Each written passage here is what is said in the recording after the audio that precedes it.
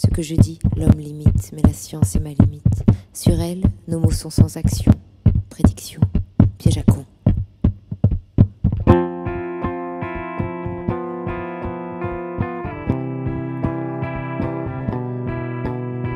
On agit sur un roi, mais pas sur un climat. On tourmente les hommes, on suggère à leurs femmes. Aux deux l'on peut faire croire à l'amour ou au drame, mais on ne s'en sort pas avec le CO2. Autoréaliser, la prédiction est faite, plus par la conviction que quand elle est parfaite.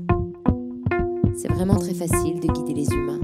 On prédit un destin qu'ils s'échinent à suivre. Chaque chose qu'on dit les pousse, ils sont dociles. Si on les voit barons, ils deviendront barons ou mourront bien plutôt que de rester eux-mêmes.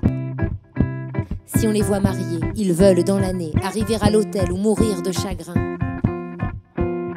Ils sont prêts à payer pour avoir de la vie, les présents les plus rares dont on leur donne envie. Qu'on leur dise une fois qu'ils auront le bonheur, ils reviennent 3 fois nous en demander l'heure et sont prêts à payer des sommes improbables sans jamais demander la part qu'ils doivent au diable. Nous aimons les paris, mais les vœux nous ennuient quand toujours il s'agit que ça finisse au lit. Nos prophéties nouvelles portent sur la science. Nous voulons être au cœur des grandes avancées, comprendre les volcans, les marées, les atomes, interpréter les chiffres abscisses et ordonnés du cœur de la matière, décomposer l'essence. On agit sur un roi, mais pas sur un climat. On déplace les hommes, on suggère à leurs femmes. Aux deux l'on peut faire croire à l'amour ou au drame, mais on ne s'en sort pas avec le CO2.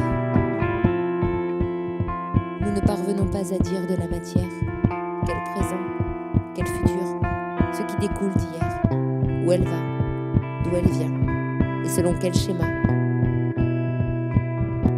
Le désordre est trop grand pour les mots des sorcières.